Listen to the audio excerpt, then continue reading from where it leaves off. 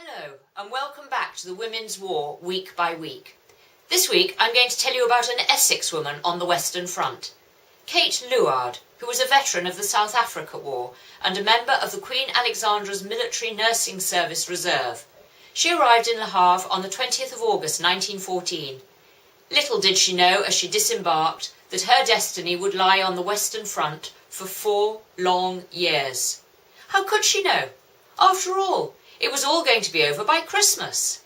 Even the news she read on official war news placards in Le Havre when she landed, that the Germans have crossed the Meuse between Liège and Namur and the Belgians are retiring to Antwerp, only leads her to comment that the Allies must buck up.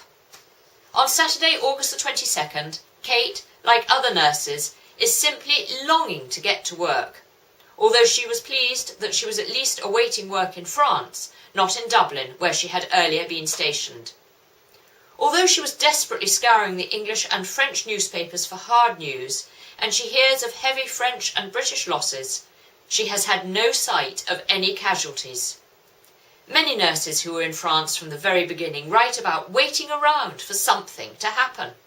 They are aware that there must be wounded somewhere and are desperate to find out where they are and who is caring for them.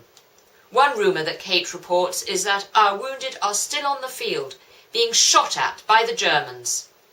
By the 27th of August, the closest she has got to a casualty is a guided visit around a hospital ship waiting to take patients back to Blighty. But where were the patients? A week later, the fighting seems to be coming much nearer, but the waiting around is starting to tell on the nurses who are so eager to care for the troops.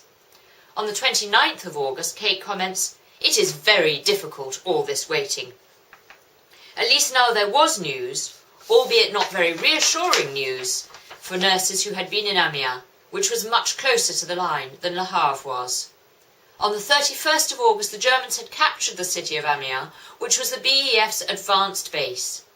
When Kate describes what the nurses retreating from Amiens had seen and experienced, she little realised that she too would soon be in the very thick of it. She recounts how the last 17 of the nurses in Amiens had retreated with the wounded in cattle trucks.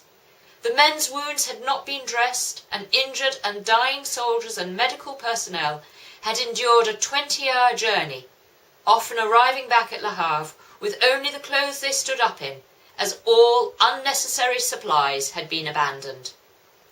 Surely the statement that the railway trip was one of frightful smells and dirt was an understatement. One remark from a soldier Kate had encountered in Le Havre would soon ring true with her. He had commented that the South Africa War was a picnic compared to what soldiers were enduring in their headlong retreat from the rapidly advancing Germans. It would not be long until Kate herself would fall back on a comparison with her South Africa experiences. The wounds there, she felt, were mere pinpricks in relation to what the men were enduring and the nurses were seeking to staunch. By September the 4th, Kate was given orders to move.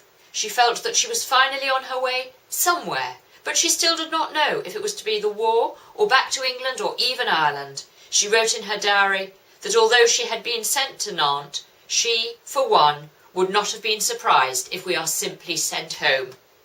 Come back soon to hear more about this Essex nursing sister on the Western Front and other women as we go through our journey of the Women's War week by week.